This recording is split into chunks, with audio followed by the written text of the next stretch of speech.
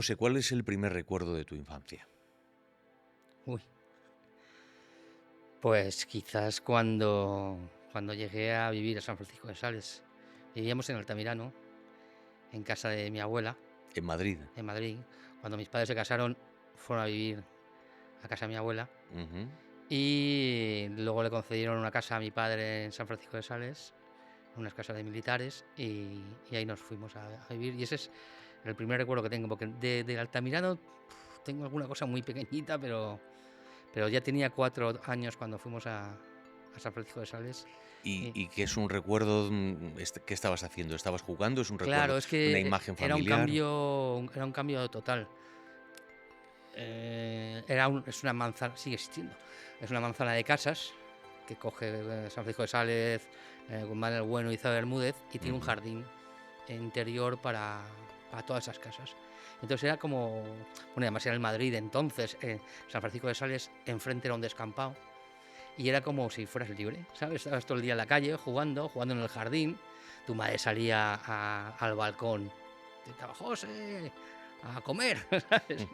Y estabas todo el día en la calle, y a partir de ahí, pues bueno, se desarrolla toda mi infancia, o casi toda. Tu padre que era militar. No, mi padre era hijo de militares, Ajá. pero bueno, él estudió para ser militar, bueno, es una historia, él estudiaba para ser militar, y cuando nació, murió su madre en el parto, y tenía 4 hermanas mayores. Y bueno, pues su padre era militar, mi abuelo era militar, estaba siempre de viaje y él pues hacía un poco lo que le daba la gana. Y mi abuelo se mata en un accidente de coche con el ministro de Ejército, y que era su ayudante, y entonces él ve que no quiere ser militar, que le gusta mucho y tal, pero ya no tiene la influencia esa de su padre. Ujú. Y además el ministro no se mata en el accidente, se mata mi abuelo solo. Para compensarle de alguna manera, pues le da una casa en San Francisco de Sales y le da un trabajo en la Transmediterránea. Mi Ujú. padre fundamentalmente lo que quería era ser futbolista. Y llegó a debutar en el Real Madrid. Lo que pasa es que tuvo una lesión muy gorda que en aquella época no es como ahora, y lo tuvo que dejar. ¿De qué año estamos hablando? Pues el año 57. 57. Sí. ¿Y lo de tu abuelo cuándo ocurrió, más o menos? Pues yo nací en el 60, esto debió ser por el 56, 57, más o menos, por ahí. Porque tu abuelo participó en la guerra civil. Sí, mi abuelo era de Zamora, debía ser un tío muy listo, porque yo no tampoco, como no lo he conocido, por lo que me han contado mis tías, debía ser un tío muy listo, un tío muy modesto, y los del pueblo donde vivían en Zamora le pagaron la carrera militar. Porque era el tío que iba a hacer carrera en el pueblo, ¿sabes? Querían ver prosperar a alguien del pueblo y Sí, le sí, sí. pagaron Y la le carrera pagaron la carrera militar. militar, sí, Qué sí. bueno. Y sí, participó en el bando nacional en la guerra. Y, y bueno, hasta que se murió desarrolló su carrera en el ejército. Tuvo en una batalla en Aragón, en la del Ebro, en tal. Y bueno, ya sabes cómo es eso. Unos subsisten y otros Ujú. pues se quedan. ¿Y tu padre os contaba recuerdos de él? Eh, sí, pero pocos. Es que mi padre tenía una especie de tara mental con el tema este de su madre, que se había muerto en el parto, y Tara mental, ¿por qué? porque no le gustaba mucho recordar el tema familiar. Luego, mi padre era muy golfo y no le gustaba, o sea, él estaba sometido a la disciplina de su padre, la disciplina militar, Ujú. y tampoco. Sí, contaba cosas de que era un tío muy serio, muy serio, muy serio, que no había nadie que le hiciera reír, que solo había un amigo, que el hijo del general Muñoz Grandes, que estudiaba con él, y decía que el único tío que era capaz de sacarle una sonrisa. Luego llegó a ser jefe de la Casa Real del Grey. Y decía que el único tío que le conseguía sacar una sonrisa. Por eso te digo que era un tío muy estricto, muy duro, en una época muy, muy dura. Los militares tenían el poder, pero realmente no cobraban mucho dinero, no tenían penurias como otras personas, pero tampoco vivían holgadamente. Ujú. Lo que pasa es que mi abuelo debía conseguir, como todos, se buscaban la vida y a lo mejor de repente tenían una caja con 25 kilos de tomates, esas cosas que contaba mi padre, ¿sabes? Ujú, ujú. Pero se murió cuando él tenía, tío, 17 años, 18 años y, y además era un señor que estaba mucho de viaje por su condición de militar, ¿sabes? Y no debían convivir mucho. Y lo... Mi padre tiene más recuerdos, claro, no, han vivido siempre con sus hermanas, Ajá. claro, con las cuatro. Eso tuvo que ser bastante particular, ¿no? Claro, era como si tuviera cuatro madres. Ujú. Y claro, como te digo, mi padre era un poco golfo y entonces pues las tenía locas, ¿sabes? Porque era difícil someterle a una disciplina al tío. Y luego tú tenerlas de tías ha debido de ser también particular, ¿no? Sí, porque además, bueno, una se casó y se fue a Galicia, otra se casó y se fue a Zaragoza, y otras dos se quedaron en Madrid. Son las que un poco pagaron el que las otras estudiaran y la que las otras hicieran carrera. Pues una era profesora aquí en Madrid, en Salud de los Franceses, y la otra era ama de casa. Era la que tuvo que sacrificarse por toda la familia para que hubiera comida, para que estuviera la casa Ujú. limpia, para, ¿sabes? Sí, que antes se hacía Mm, mucho, ¿no? Eso lo solían hacer pues con la hija pequeña o sí, con... bueno, esta no sé si era la pequeña o la mediana, Vaya. ¿sabes? Pero Ujú. le tocó a ella. Y nosotras llegamos a ser catedráticas y tal, igual, pero esta pues le tocó pencar con el tema de la casa. Y más cuando su padre se muere, pues ten en cuenta que no tenían madre. Entonces alguien tenía que sacrificarse por los demás. Y cuando su padre se muere, pues claro, alguien tiene que quedarse en la casa y hacerlo, llevarla, ser el jefe de familia. Y mi padre era el pequeño, claro, no iba a serlo. Ujú. Entonces, bueno, sí, siempre han estado muy unidos, han muerto todas ya, incluido mi padre, que era el pequeño. Eh, Han estado todas muy unidas. Siempre hablaban de mi padre, de su golfería, de su tal. Luego, cuando era más mayor, bueno, Pepito era el santo más santo los culpables éramos nosotros que le hacíamos ser malo, ¿sabes? Entre comillas, ¿Cómo es eso? ¿sabes? ¿Cómo le podéis provocar ser malo? Pues malo, pues he dicho malo entre comillas. Yo me acuerdo un día que, una Nochebuena, que estaban mis tías, cenaban en mi casa, en San Francisco de Sales, y llegó mi padre, llamó al timbre, yo abrí la puerta y se cayó así, redondo. Estaba apoyado en la puerta de la borrachera que llevaba, se cayó redondo. Claro, hubo que llevarlo a la cama, tal. Y mis tías acusaban a mi madre que ¿qué le has hecho tú a Pepito? Por lo bueno que era Pepe. Y Pepito Y, siempre y había sido un viva la Virgen, ¿no? Pepito siempre había sido así. Pepito vivía muy bien.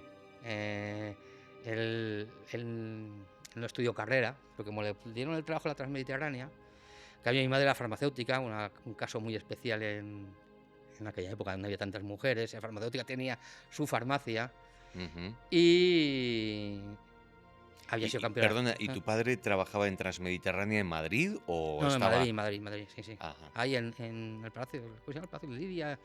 El que está ahí al lado, al lado de Correos, vamos, ahí en la Plaza de Sí, sí, Cibeles. sí. Me estabas hablando de tu madre, que había Sí. sido... Mi madre fue campeona de España de esquí, campeona de España de balonmano, una tía súper activa y, y fue casarse con mi padre, dejó de esquiar, dejó todos sus hobbies, ¿Y por qué? ¿Os lo he explicado pues alguna vez? porque a mi padre no le gustaba. Le gustaba el fútbol, no le gustaba el esquí, él no había esquiado nunca y entonces eso de que mi madre se subiera a la sierra a esquiar, donde pues era la época que controlaban los hombres, o sea, yo me acuerdo, mi padre llegó un momento que se dejó de la Transmediterránea y se fue a la farmacia a trabajar. Y mi madre dejó la farmacia y se vino a casa a cuidar a sus hijos y a ser ama de casa, siendo ella la titular de la farmacia. Al cabo de muchos años volvió a la farmacia porque, porque era obligatorio que el titular estuviera en la farmacia. Pero Ujú. durante muchísimos años estuvo mi padre. Mi padre me acuerdo que traía los libros a casa para que mi madre los firmara, porque era la dueña de la farmacia. Pero el que trabajaba era él, ¿sabes? Y entonces pues mi padre mi padre manejaba el dinero, mi madre no lo manejaba, aunque la farmacia fuera suya. Y entonces, bueno, pues mi padre iba, venía, los miércoles siempre salía, los sábados salía, ¿sabes? Con sus amigotes. No te hablo de temas de mujeres, ¿sabes? Pero salía con sus amigos y un tío que le gustaba mucho la farándula, iba con Lola Flores. ¿Sabes lo que pasa? Como era muy amigo de Enrique Collar, no sé si te suena, Enrique Collar era el fuera de serie del Atleti. Era su vecino cuando eran pequeños y jugaban al fútbol juntos y siguieron siendo amigos. Ujú. Y entonces conocía a todos los jugadores del Atleti. Como había estado en el Madrid, conocía a muchos jugadores del Madrid. Salía por las noches con los futbolistas. Pues los futbolistas pues iban como ahora, a los sitios donde hay... ¿Por dónde iban antes? Ahora van a las discotecas, pues antes iban al Chotis, a los polacos, al tablado de las Flores. Y así se lo pasaba de bien. ¿Y tu madre no tenía así algo de rebeldía contra eso? No, Pero también he pensado, no, me estaba no, acordando de mi propia madre, ¿no? Y las no, circunstancias porque mi suyas. padre tenía muy mal genio. Era el tío más divertido del mundo, ¿eh? O sea, de verdad, yo no me he reído tanto con una persona más que con él. Era un tío súper divertido, pero de puertas adentro era estaba siempre enfadado, ¿sabes? Tenía muy mal genio y entonces mi madre casi que prefería que no estuviera en casa, ¿sabes? Ya, Y hacer su vida tranquilamente. No, mi madre no ha sido una mujer caprichosa nunca, ni con mucha necesidad, y prefería que el otro se divirtiera, ¿sabes? Hombre, también salían a cenar parejas y esas cosas y tal, ¿no? entiendo, Ah, entiendo, sí, ujú. sí. ¿Cuántos hermanos erais? 4. Y tú eres Yo soy el mayor. el mayor. Ujú. Pero con mi hermana, Coque, nos sacamos, no llega a un año. Hemos estado toda la vida juntos, somos como hermanos gemelos, tenemos los mismos amigos, y además yo repetí curso y entonces pasé a la misma clase que ella Ujú. y siempre hemos estado juntos. Y luego hay otros 2 que también son parte de la familia y los queremos, ¿sabes? Pero tenemos, nosotros 2 tenemos una unión especial. Ajá. ¿Y qué recuerdos Además tienes es que mi de...? hermana se casó con mi mejor amigo, entonces eso Ah, reforzó qué bueno. esa unidad de los 2. Te iba a decir que qué recuerdos tienes de esa infancia con Bueno, tus hermanos. ya te digo, éramos muy felices ahí en San Francisco de Sales, jugábamos en la calle, jugábamos en el jardín, estábamos todo el día haciendo maldades. Yo es que se me ocurría, a mí me llamaban el Pipo y tenía una banda que se llamaba la Banda del Pipo, ¿sabes? Y estábamos, todos eran hijos de militares, toda esa zona, porque yo vivía casi esquina Aviación Española y todos eran hijos de militares del aire, todos eran del Atleti, porque ahí el Atleti era lo que... Como estaba el Metropolitano, estaba al lado, estaba muy Ujú. cerca. Y pues estábamos siempre los descampados de enfrente. Ya tío, imaginando maldades. Había miles de casas en construcción en esa zona, en Madrid. Estábamos siempre pegando saltos por las casas en construcciones, ¿sabes? No sé. Todo lo que nos ocurría malo, todo lo hacíamos. Todo lo que sea, pues si teníamos que robar clavos de la obra, robamos clavos. Si teníamos que romper un coche, robarle los tapacubos, le robábamos los tapacubos, ¿sabes?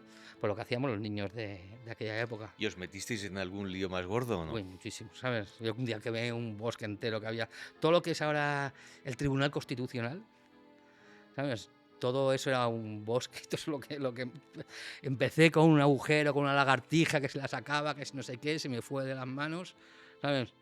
Y acabaron los bomberos y nosotros había una loma, así, encima de la loma, viendo como, ¿sabes?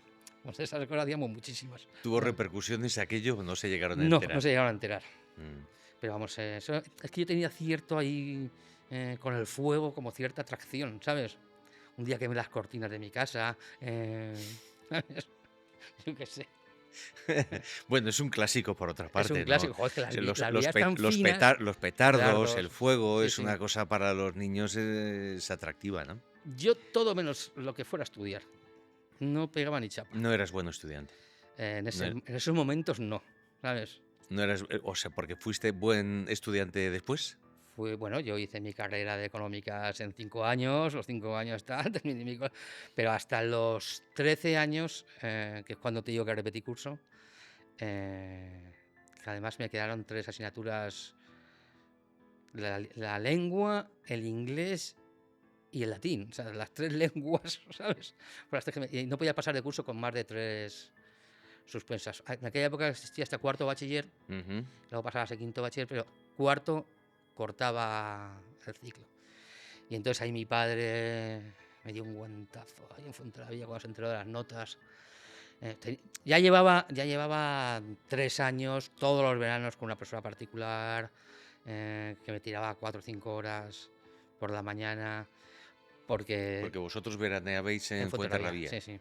porque teníais familia de ahí o... Sí, ya te digo que mi madre nació en Madrid, pero cuando estalló la guerra, a mi abuela, mi abuelo era secretario general de ACEDA en Madrid y La CEDA era como el partido con el PP puede ser ahora, era el partido de derechas que no era tan extremo, era como sí, centro derecha, como el ¿no? centro La derecha, CEDA. sí.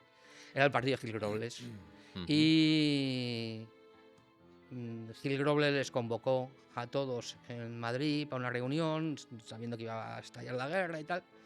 Y mi abuelo mandó a mi abuela y a mi madre y a sus hermanos para Fuenterrabía.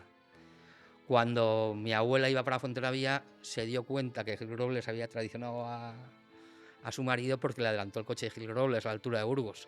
¿Sabes? En aquella época no había autopista, había solo un carril. Y Gil Robles Gil Robles se exilió a Francia, nada más estallar la guerra. Y a mi abuelo lo cogieron aquí en Madrid, lo mataron un 21 de julio en la Checa de Bellas Artes, me parece. No duró mucho.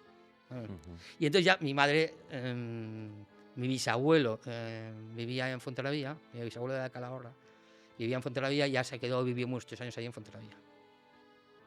Aunque había nacido en Madrid, ¿sabes? Ujú. Mi bisabuelo había comprado la casa y esas cosas. Estábamos en el bofetón que te dio Oh, qué cuando... bofetón me dio un... Entonces, además, tú imagínate, yo que era pequeñito, un chaval de 13 años, me dio una hostia que me dejó cuadriculado en la cocina, todavía me acuerdo.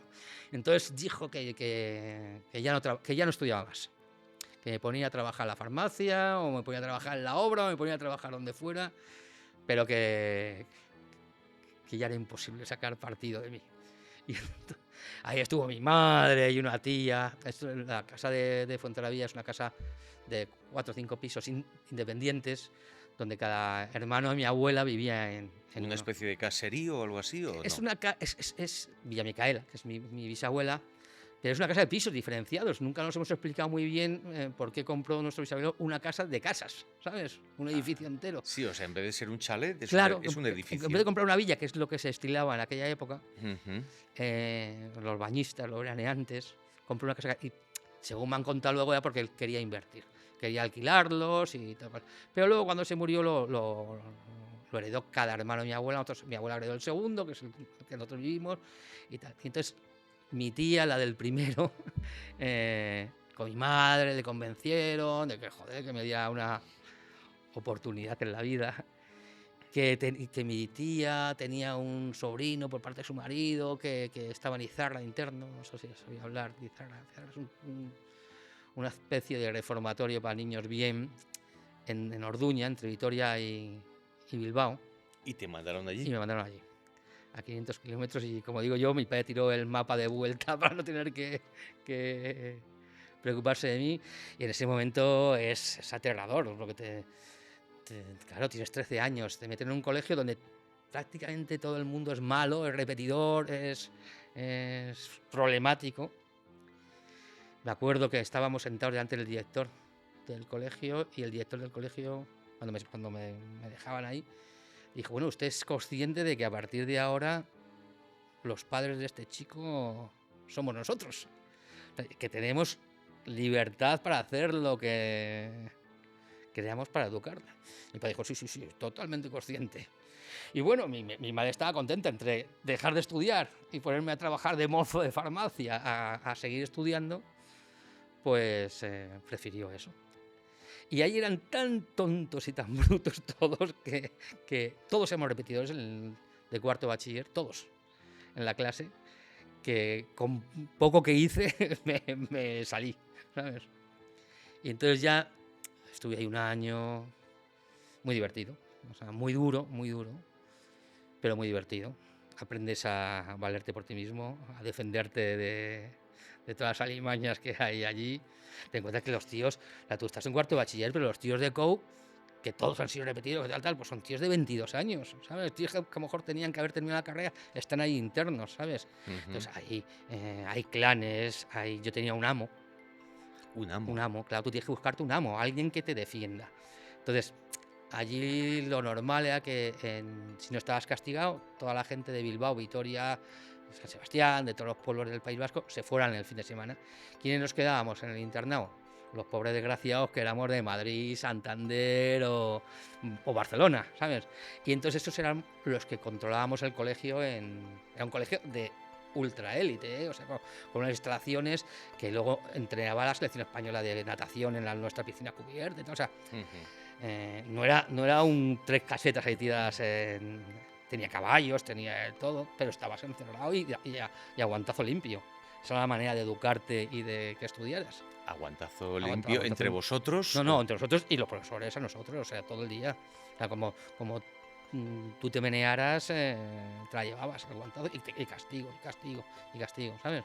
Para que a mí no me importaba tanto el castigo. Salía alguna vez a Bilbao, a casa de una tía, una hermana de mi abuela, pero realmente si me castigaban, en la mayoría de los fines de semana me iba a quedar en el colegio, ¿sabes? Me daba igual.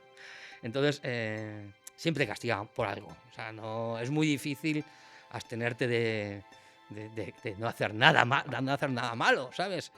No de nada malo, sino de no incumplir las millones de reglas que te ponen, ¿sabes? Pero me da la sensación de que no lo viviste como algo traumático, ¿no? No, o sea, lo viví como un poco traumático al principio. Al principio, O sea, claro. ese primer choque de entrar Claro, en el internado, te ¿no? te separan de tu familia, te separan de tus amigos. Tienes 14 años, estás empezando a salir al mundo, ¿sabes? Y perdona ¿no te dio cierta sensación de abandono Sí, cuando te dejaron sí, ahí sí. y de repente se van? Sí, totalmente. O sea, además yo vi como el coche se iba cuesta abajo y tal. Tienes esa imagen Claro, en ahí. ese momento estás solo, no tienes ningún amigo, no tienes nada, te han dejado ahí. Yo lo único que sé es que un primo mío tercero está en ese colegio, que además cometí el error de meterme con él sin saber que era mi primo, ¿sabes? Porque me pareció un tío que se sentó ahí en mi mesa para comer y me pareció como muy cursi, muy redicho, que resulta que ese era mi primo, ¿sabes? ¿Por qué? Pero no es porque yo fuera así, sino porque empiezan a reírse los de la misma mesa, tal, y tú sigues el juego, al principio no conoces a nadie. Ten en cuenta que además es una época con la ETA a tope. ¿Porque qué año era más o El menos? 74, 73, 74. 74. Montones de esos chavales pues eran proclives a ETA, ¿sabes? Entonces el ambiente en el colegio es de mucha rebeldía, de mucha tensión, de la Guardia Civil que viene, la Guardia Civil que va, de que nos escapamos por el monte, que hacemos huelga, de que vuelves, de que... Así, o sea, que había cierta conciencia política en el Sí, colegio, sí, la había, sí. aunque fuera un colegio de élite Sí, y con todo lo que implica. pero bueno, o sea, había gente de todos los pueblos, de todos los sitios. A ver, ¿cómo te pongo un ejemplo? En mi clase había dos deficientes mentales, pero dos deficientes mentales que no sabían sus padres qué hacer con ellos. Y uno era el hijo del pastelero de Ochandiano. Pues el pastelero de Ochandiano tenía dinero para... ¿Pero que eran discapacitados o...? Sí, mentales, Ujú. totalmente. O sea, por eso te digo que un poco que te esforzaras, eras el amo en el colegio, ¿sabes? Y o sea, no significa que todos fueran discapacitados. La mayoría eran demasiado listos, todos, ¿sabes?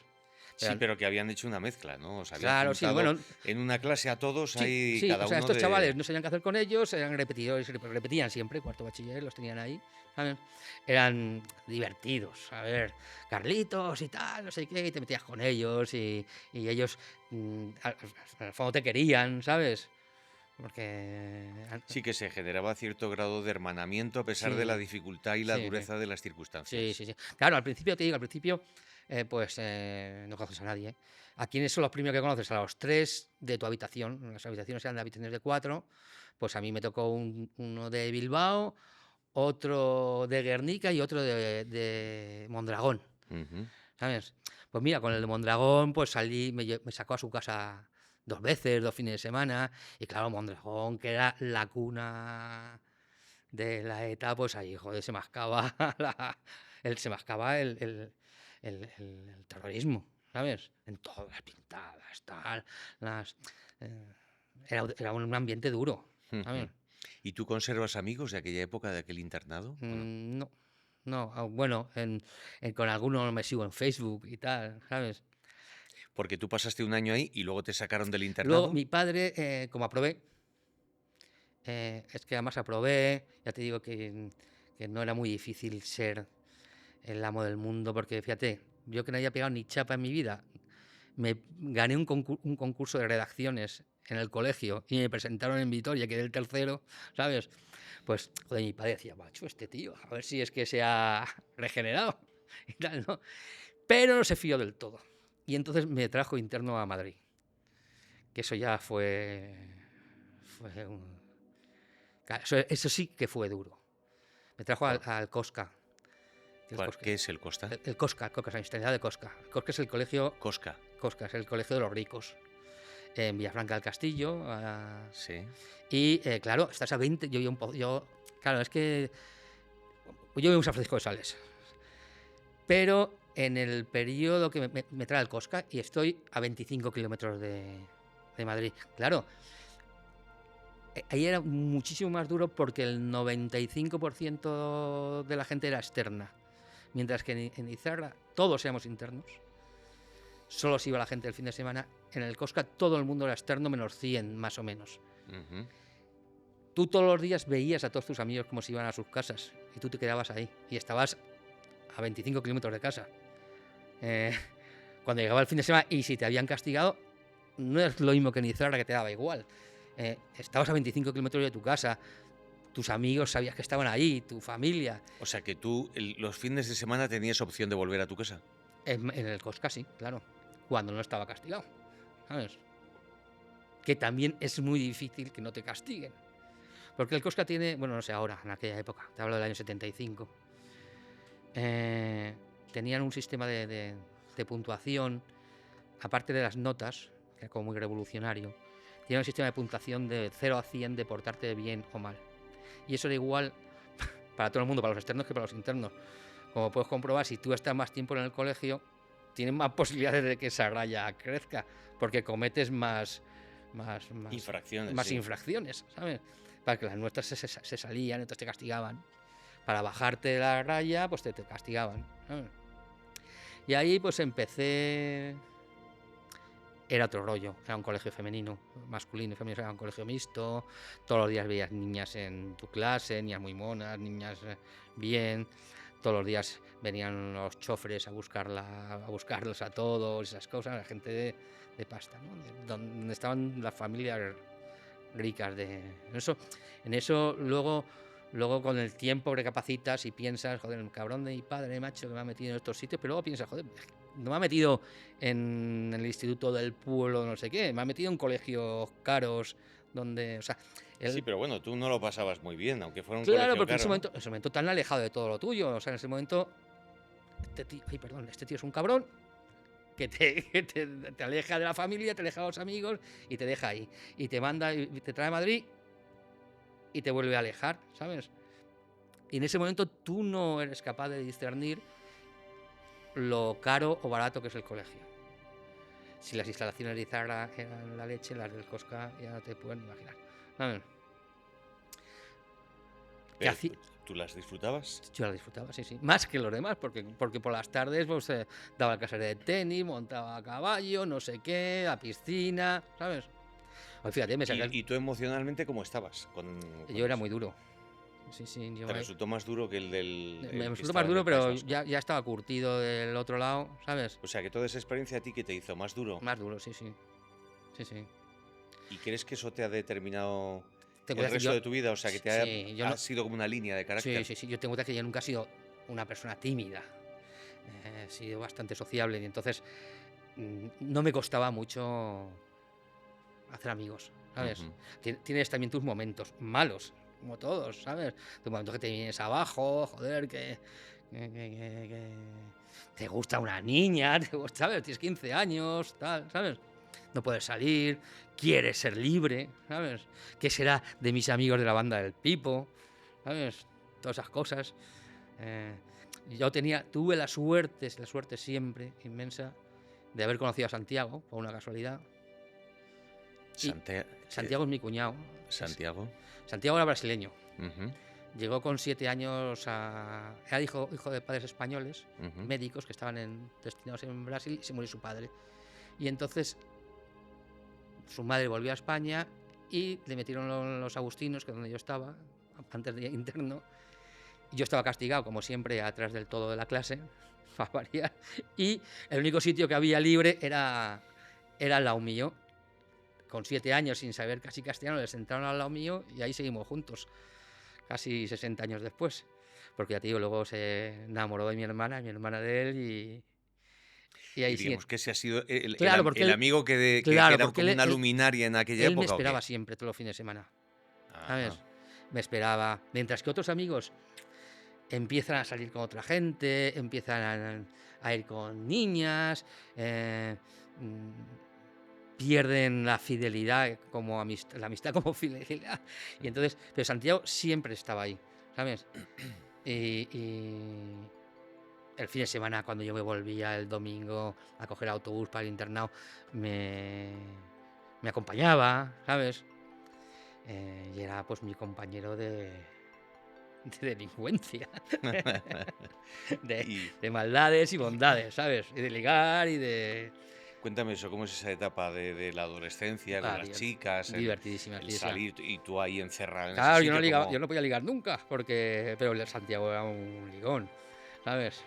Siempre lo ha sido. Por eso lo que me extrañaba a mí que se enamorara de mi hermana de él. Sí, porque él para mi hermana era como otro hermano más, ¿sabes? Ajá. Claro, mi hermana no tenía dos hermanos mayores, tenía, no, un hermano mayor, tenía dos. Dos que la puteábamos. O sea, nosotros hemos llegado a encontrarnos en VIPs de este cáncer ahora, de Julián Romea, a encontrarnos a mi hermana con los dos, Santiago y yo, con su íntima amiga Virginia y dos chicos. Y bueno, o sea, casi lo sacamos a guantazos, que era eso de ligar con mi hermana sin pedir permiso, ¿sabes? Y nada, pues era muy divertida la vida. Y luego tú pasas a estudiar económicas. O Luego, sea, después de ese después segundo del internado, internado, pasas a la después del universidad. internado, ahí el internado, además, fue en el año 75, que es cuando se muere Franco, estábamos todos todo el día oyendo la radio a ver si se moría Franco, porque eso suponía que nos íbamos a casa, ¿sabes? Ujú. Fíjate que incluso uno de mis compañeros de habitación era el nieto de Franco. O sea, yo fui una de las primeras personas que me enteré que Franco se murió porque vinieron a despertar al nieto, que el abuelo se había muerto, y nos enteramos todos. Y se pasó muy rápido ese año, ¿sabes? Porque entre que ibas, tal, no sé qué, luego hubo una huelga de, no sé, me parece que fue de metro, bueno, el caso es que estabas todo el día, ¿sabes? Y de repente, ahí fue un año un poco, después de Navidades fue un poco traumático, porque sin comerlo ni beberlo, mi padre hizo una jugada de las suyas, de la que luego no nos arrepentimos ninguno, pero en aquel momento nos pareció una jugada maestra suya, fue vender la casa de San Francisco de Sales y comprar un chalet en Pozuelo.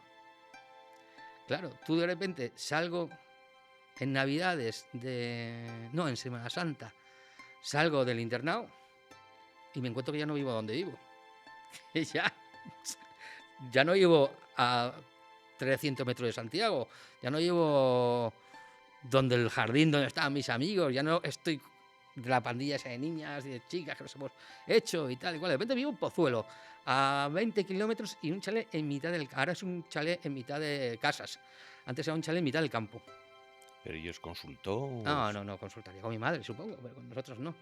Claro, luego para nosotros con el tiempo ha sido maravilloso, un chalet de 400 metros cuadrados, cada uno con su habitación, ¿sabes? ¿Y la farmacia pillaba cerca de la casa anterior? Sí, porque de Pozuelo a Carabanchel, la farmacia estaba en Carabanchel. Ajá. Y muy cerca de aquí, al otro lado del Camino Viejo de Leganés, al final, en la avenida Abrantes.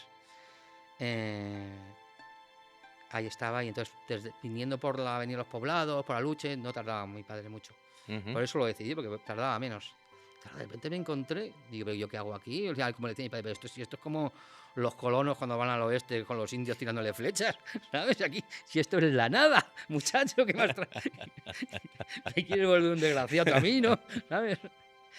Y hizo otra jugada maestra que en Pozuelo en aquel momento era una ciudad un pueblo de veraneo, pero no un pueblo de vivir, no como ahora a todo el mundo vive en Pozuelo. Y entonces están haciendo muchas construcciones, muchos colegios, y un íntimo amigo suyo hizo un colegio, el Liceo Sorolla, y entonces nos sacó a los 4 hermanos de todos los colegios y nos metió en el Liceo Sorolla.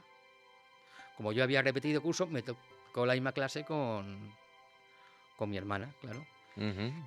Los amigos de mi padre, por los que nos fuimos a vivir a Pozuelo, porque mi padre tiene unos amigos en Pozuelo, también los sacaron y lo metieron en el Sorolla. Y yo ya tenía amigos en el colegio, nada más empezar. Y era un colegio muy divertido porque, al ser un colegio nuevo, todos los rebotados de todos los colegios de la zona se fueron al Sorolla. Y el Sorolla admitía a todos. ¿Sabes? A un colegio privado, de pago y tal.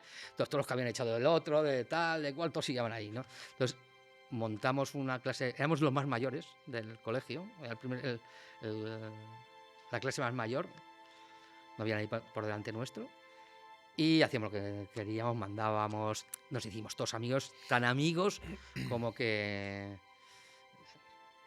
55 años después seguimos todos juntos, Qué bueno. ¿sabes? Todos juntos. Ah.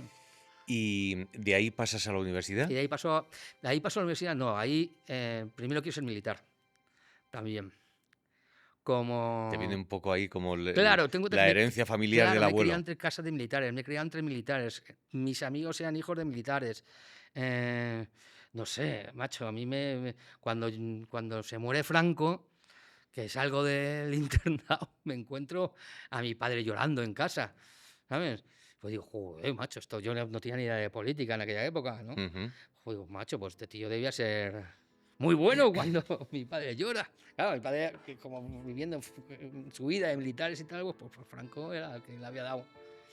Le había dado al ministro del ejército porque le daba la casa, el trabajo, el no sé qué, ¿no? Y tanto que me voy con Santiago y me tiro 18 horas de cola para ver a Franco, ¿sabes? Para pasar un segundo, no sabíamos ni quién era, pero, ¿sabes? Y bueno, pues ese ambiente, mi padre siempre me llevaba a los desfiles, estas cosas y tal, pues un poco me gustaba. Pero estuve un año y me di cuenta que yo no era tan disciplinado como para aguantar eso. ¿Pero que estuviste en la Academia de Zaragoza o dónde? Estuve en la empresa, me senté en la Zaragoza, estuve ahí y acabaron echándome, ¿sabes? Porque no cumplía bien con ¿Por los... algo en concreto o sino por, no, con muchas cosas en concreto como por ejemplo? que se quedan ahí, ¿sabes?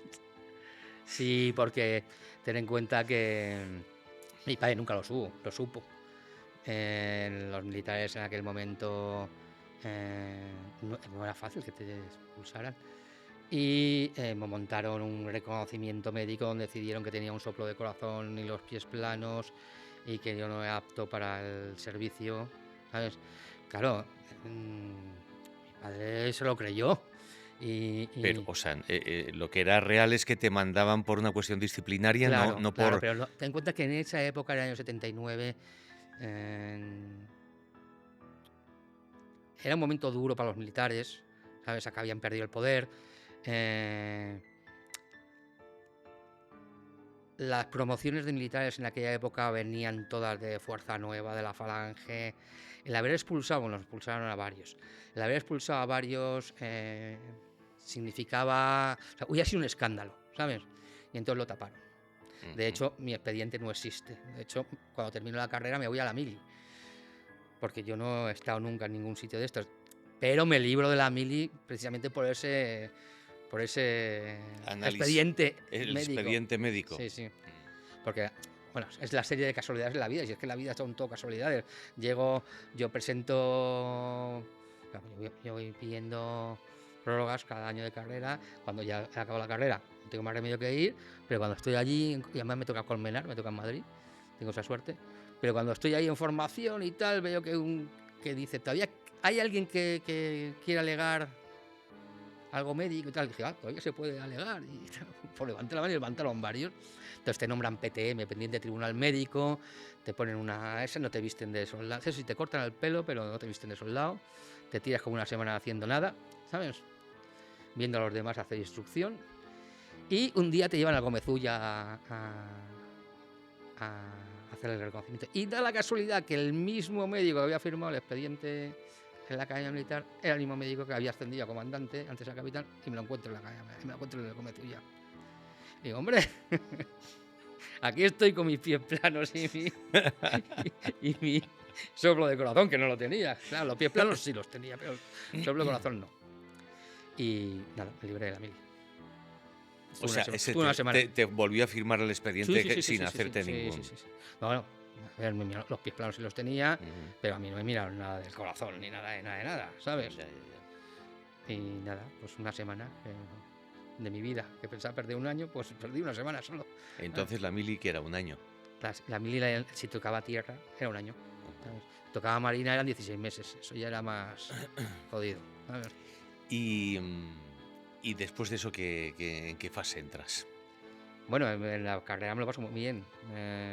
¿Ya habías conocido a tu mujer? No, no, no, no. Uf, antes de conocer a mi mujer me casé otra vez.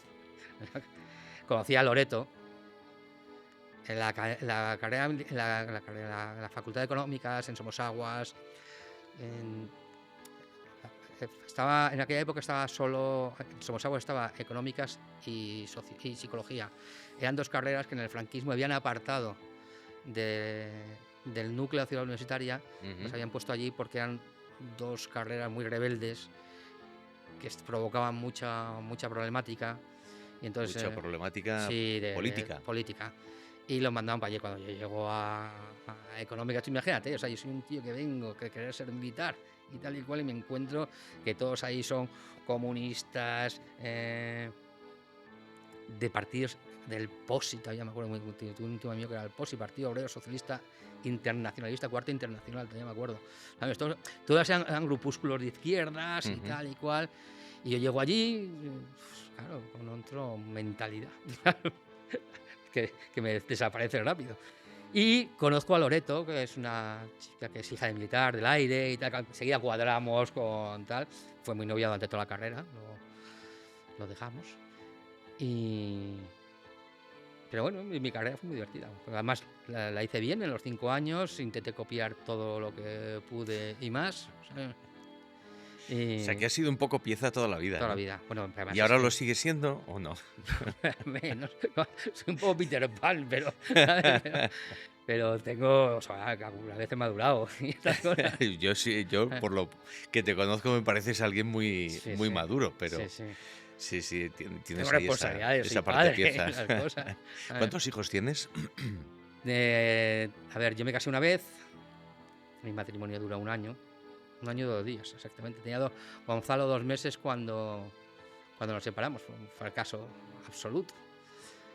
Y estuvimos 4 años o 5 años de novios, pero Os casasteis, los sí. casarse ni nada, fue casarse y la liamos. Porque se embarazada ella, no llevaba bien el embarazo, tal, no sé, no lo llevamos bien, imagino que ninguno de los dos. Gonzalo tenía 2 meses y bueno, ahí tuve una época muy golfa. Eh, yo era más, había sido eh, relaciones públicas de muchas discotecas, de muchos bares, de muchos sitios mientras estudiaba la carrera, ¿sabes? Luego, pues, lo había dejado un poco, pues lo retomé, ¿sabes? Me gustaba mucho. Después de la separación esa. Sí. Pero eso eh, tuvo que ser un poco complicado, porque ¿de qué año estamos hablando? Me separé en el año 98, Ujú. cuando tenía Gonzalo 2 meses. Me casé en el 97, me separé en el 98. ¿Y cómo llevaste eso? Porque, o sea, Bueno, aunque ahora parece como más normalizado, claro, en hay aquella un época no momento era en el tan que normalizado. las separaciones y los divorcios seguían siendo un problema familiar grave, ¿no? Con una sensación ahí un poco frustrante de no hacerlo bien, de no saber. Sí, ¿Cómo lo llevaste tú? claro, yo lo único que, bueno, la casa era de donde vivía, la casa era de Pozuelo, era de mi mujer, claro, lo lógico es que yo me fuera, ¿sabes? ¿Y dónde me voy a ir? A casa de mis padres, ¿sabes? Que claro, viven en un chalet muy grande, pero mis hermanos ya se han ido, están ellos dos solos y tal. Y llegué con mi maleta, le dije a mi padre que me había separado y que sí podía volver a casa. Y entonces me contestó que, por supuesto, esto es tu, ¿eh? Por supuesto, esta es tu casa, pero a mí no me mezcles con tu mierda. ¿Sabes? y, ahí, y ahí me dejó. ¿Sabes? Y vivía muy bien, porque toda la parte de arriba del chalet es una guardilla con 2 habitaciones, un salón, un cuarto de baño, un trastero y tal. Eh, Entraba y salía cuando me daba la gana. Era como si viviera en un apartamento, pero en casa de mis padres encima me lavaban la ropa y me daban de comer, ¿sabes? ¿Y Y, veías a tu hijo? sí, mi ex suegro, eh, me prometió que él se encargaba de... Que él se iba a encargar... Es que fue el que me comunicó que nos íbamos a separar. No me lo comunicó mi mujer. ¿Te lo Eh, dijo él, el padre? sí, mi mujer, yo llegué un día a casa y mi mujer había desaparecido con Gonzalo. Y tardó 2 o 3 días en aparecer. El que apareció fue mi suegro, me citó mi suegro, un personaje muy famoso de aquella época, que no puedo nombrar. Ujú. Y, y fue él, me dijo, bueno, me dijo una serie de cosas que él hacía, que pensaba que yo hacía también, y no era cierto. Y, pero él me prometió que yo iba a ver a mi hijo y yo vi a mi hijo todos los días. Ujú. Mi mujer tenía una tienda de ropa, un Benetton, y entonces, claro, ella tenía que trabajar todas las tardes y le venía muy bien que yo me quedara con Gonzalo todas las tardes.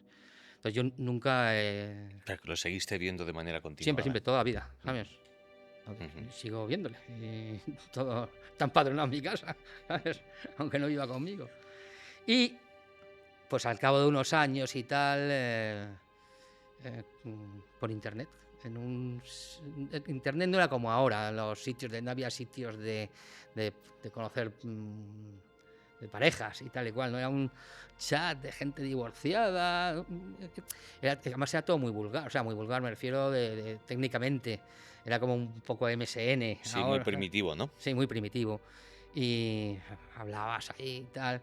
Y, y ahí conocí una chica de Barcelona y me pareció curiosa y tal, igual, ¿sabes?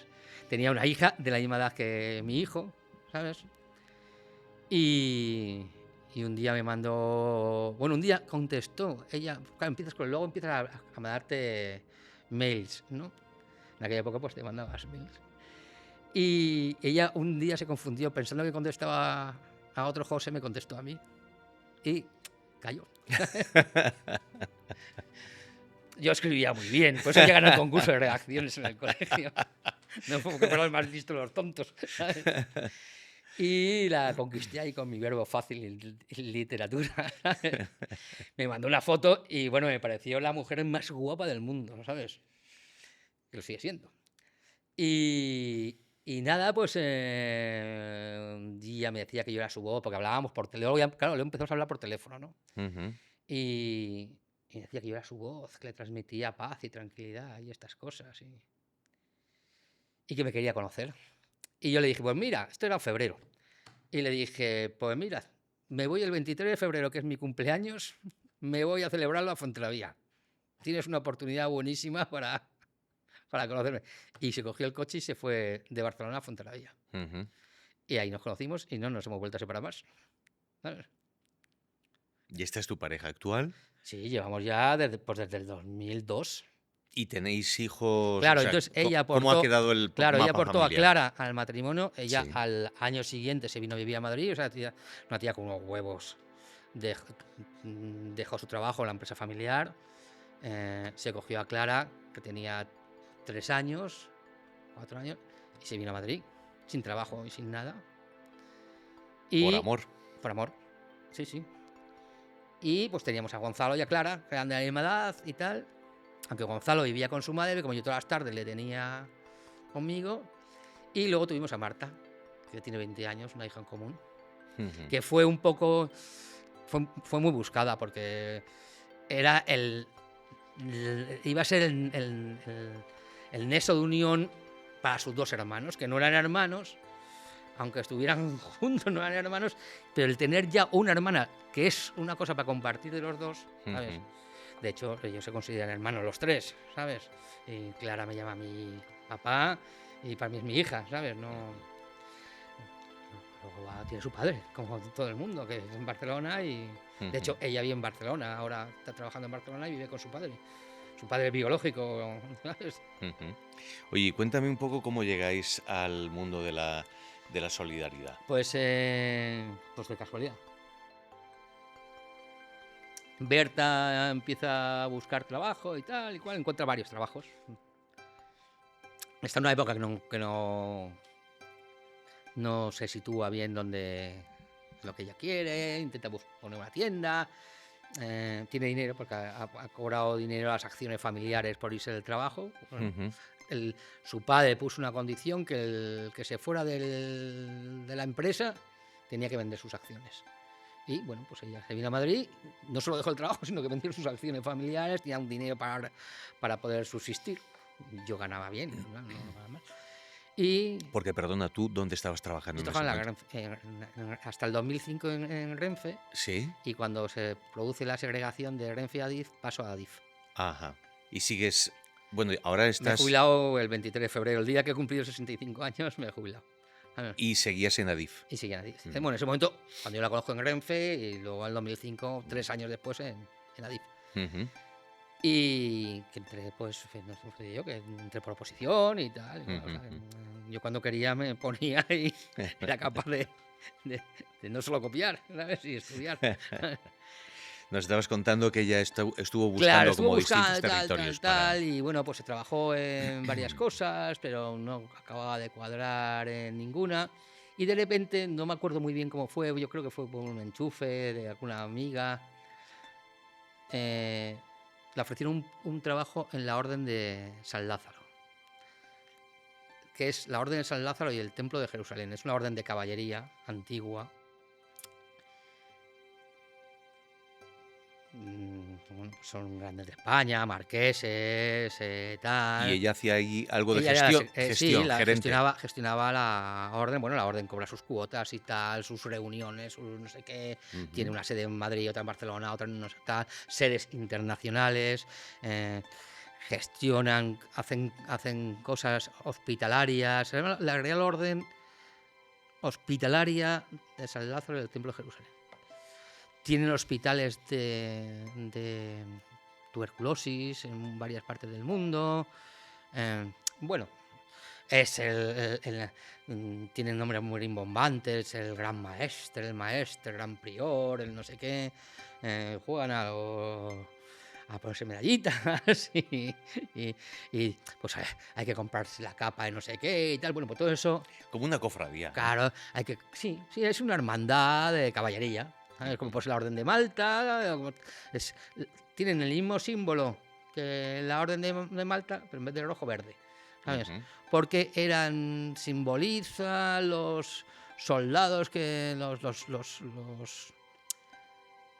los cruzados que estaban en Palestina, que enfermaban, que eran de la Orden de Malta, pasaban a llevar una cruz verde, pero luego eran los más valerosos, porque como se iban a morir, tal, no sé, ujú. cosas de caballería. Bueno, en aquella época, como mi mujer trabajaba ahí, pues me dio por saber de qué iba este rollete, ¿no? Y no sé a cuál de ellos, bueno, el gran maestro, o como se llamara, era primo del rey y tal, y bueno, cosas muy importantes. De hecho, te voy a contar una anécdota luego porque fue muy divertida. Se les ocurre hacer dentro de su fiesta hospitalaria, se les ocurre hacer una campaña de recogida de alimentos. Ujú. Y pues Berta y yo vamos a ver, Berta me pide ayuda, ¿sabes?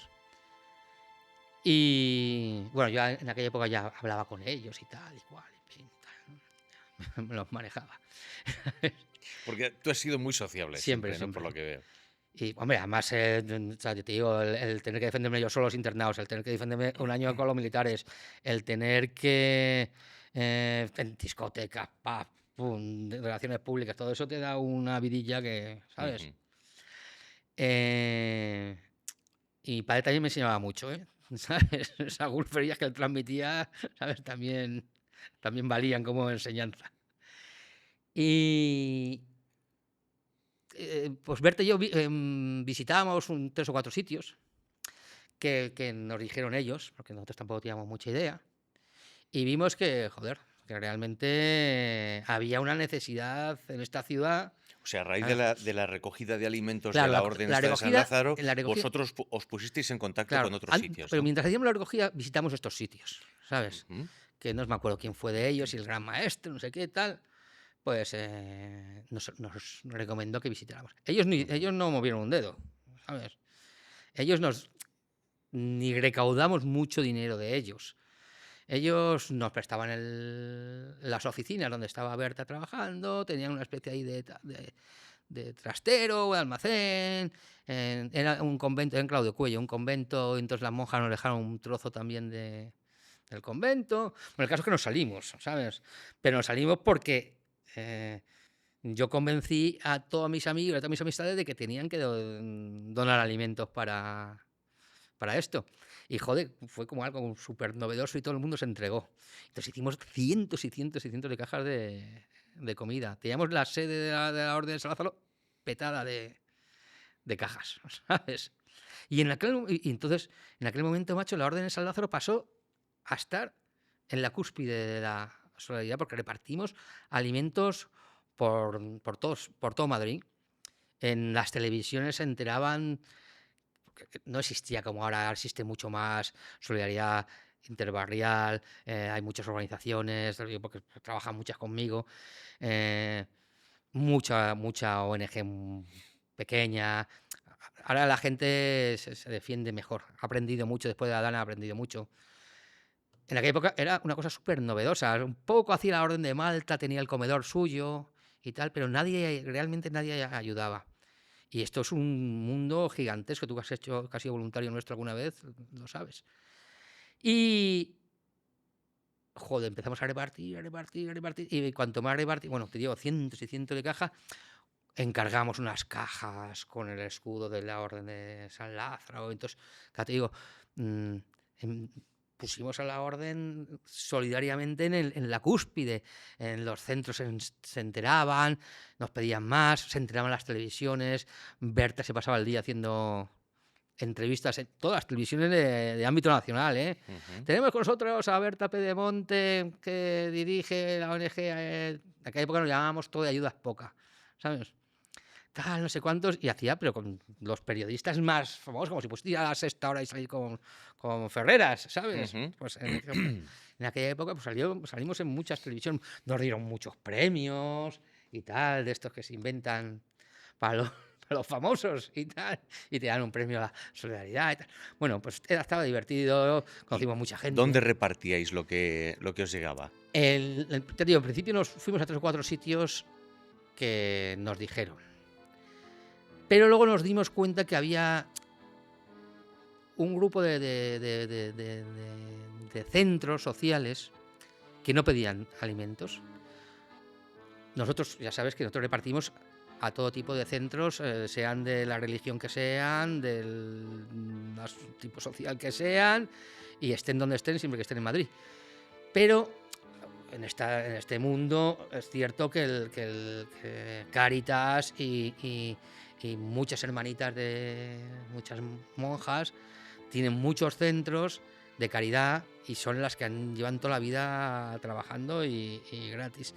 Y dentro de ellas hay muchas, que creen en lo que ellas llaman la divina providencia. A mí siempre me ha parecido un poco escándalo, pero porque yo las he visto en la Dana morirse de hambre, y morirse de hambre las personas que tenían ahí dentro. La divina providencia significa que Dios les va a ayudar siempre, va a proveer sin pedir ayuda. Y entonces pueden estar muriéndose de hambre y no pedir ayuda. Y entonces dijimos, joder, macho, esta gente necesita ayuda de verdad, porque visitaba sus centros y se caracterizan además de ayudar a lo peor que hay en la calle, ¿sabes? A gente que está tirada, a mendigos, lo que es la mendicidad de verdad, en necesidades, en muchos centros en Madrid, hay en muchos.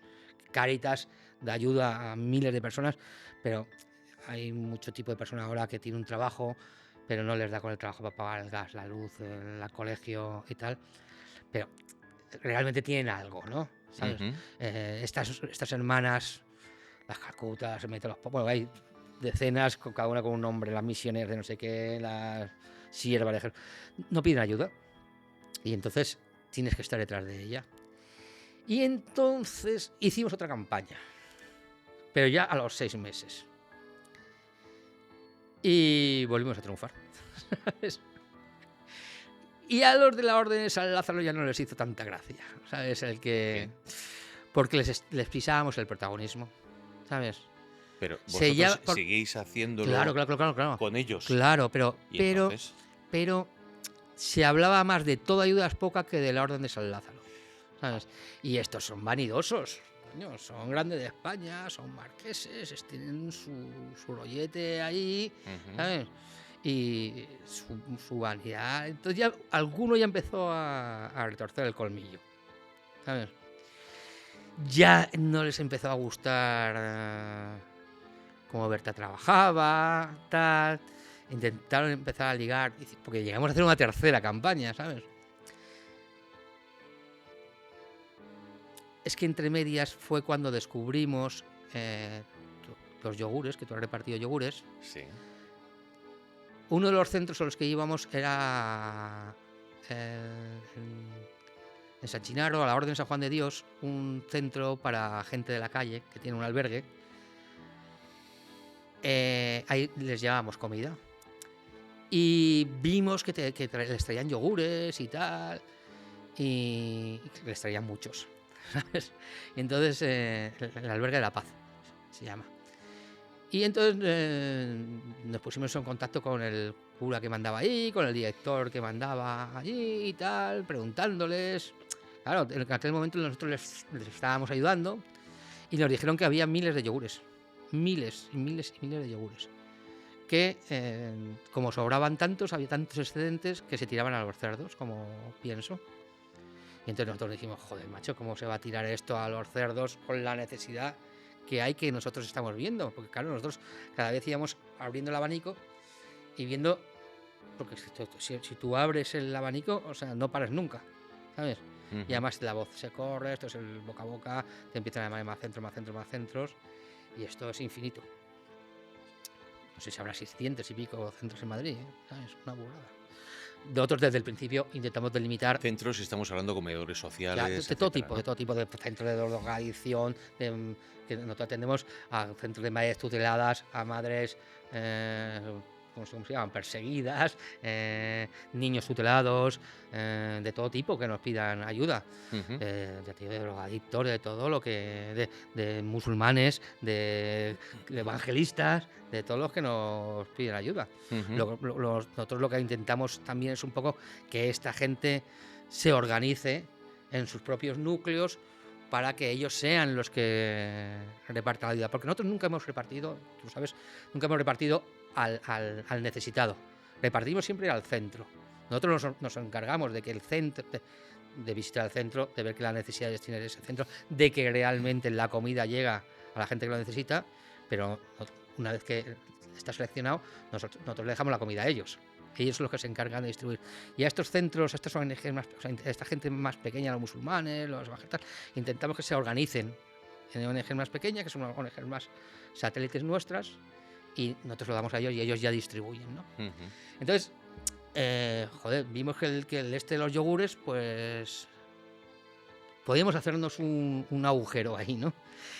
Es un secreto secretísimo, nunca te dicen de dónde salen los yogures. Yo sé dónde salen de unas naves gigantescas industriales que hay en Torrejón de Ardoz, donde todas las fábricas de todo lo que es congelado, lo que es fresco, va ahí y de ahí se distribuye a todos los supermercados. ¿Y esto se puede decir? Sí, sí. Sí, sí. Esto es legal, o sea, no Sí, es ilegal, quiero decir que, es el que mecanismo. si el revelar la fuente va a No, pero es poner que en la fuente, o peligro. sea, no, porque yo no he conseguido nunca. He llegado a conocer gente que trabaja ahí dentro, pero nunca he llegado a que me den a mí los yogures directamente. O sea, yo siempre paso por un intermediario, ¿sabes? Que es la Orden de San Juan de Dios. La Orden de San Juan de Dios nos dice, bueno, pues yo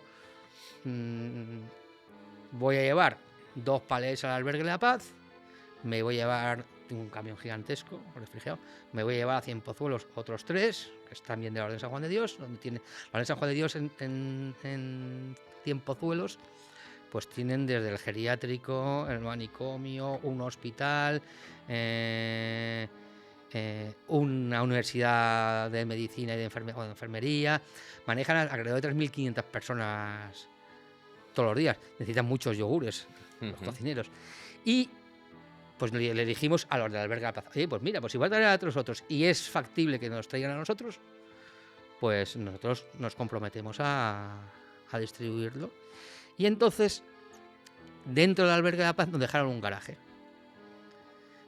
Y entonces seguíamos con la orden de San Lázaro haciendo las campañas ahí, pero los sábados íbamos a la orden de San Juan de Dios, al albergue de la paz, a repartir los yogures. Los primeros repartos fueron súper divertidos, ¿sabes? Claro, éramos 4, éramos Berta, yo y 2 amigos que habíamos cazado a lazo. O sea, ahí es donde empieza el tema del reparto que luego Claro, hacéis entonces, con Aqua. pues el primer Bueno, a se todo, llamaba a Todo todo ayuda es esto poca. hay que decir, Aqua son las siglas Ayudar a de quien ayuda. ayudar a quien ayuda, que es lo que hicisteis después una vez Claro, que te empezasteis lo eso. cuento. Seguimos como Todo ayuda es poca y empezamos a repartir yogures. Ujú. Y claro, el primer reparto fue divertidísimo. Llevábamos casi 7.000 yogures, Berta y yo, en el coche. Fuimos como, bueno, llevamos unos señores yogures por todos lados. Íbamos, porque de repente nos encontramos el primer día que teníamos como, no sé, 18.000 yogures. Y había que repartirlos, o sea, no podíamos dejarlo. Tampoco conocíamos tantos sitios y tantas cosas, ¿no? Entonces fuimos a donde se nos ocurrió. Ya digo, llevamos 7.200 yogures, me acuerdo. Y fuimos a 3 centros, Berta y yo, a repartirlos. No cabía ni una mosca en el coche. No sé si nos llegaba a parar la policía o cualquier cosa, vete tú a decir, a contarles esto. Y en aquel momento nos lo tomamos bien, nos gustó, porque era como nuestro momento de intimidad, ¿sabes? Era Para verte y para ti. claro, porque claro, siempre estábamos con los niños, que no sé qué, tal, y como el único momento, o trabajando, era el único momento que estábamos juntos los dos, ¿sabes? Ah, Y entonces, pues nos pareció como guay, tío, macho, mira, fíjate, y luego nos vamos a tomar una cañita y no sé qué y tal, ¿no? Y entonces, pues empezamos con la campaña la tercera campaña de recogida de alimentos. Ya fidelizamos a más gente que había venido a la segunda, gente del barrio de Salamanca, ¿sabes? Cómo salíamos en la tele, como estas cosas, pues nos hacíamos famosillos y la gente pues se interesa, viene. Y claro, nosotros en la tele cuando salíamos pues decíamos, oye, tal, ¿dónde estáis? Pues ahí en el Claudio Cuello 112, ¿sabes? Y y tal. ya empezasteis a recibir también donaciones privadas, aparte de eso. No, ahí no ha sido hasta mucho más tarde, ¿sabes?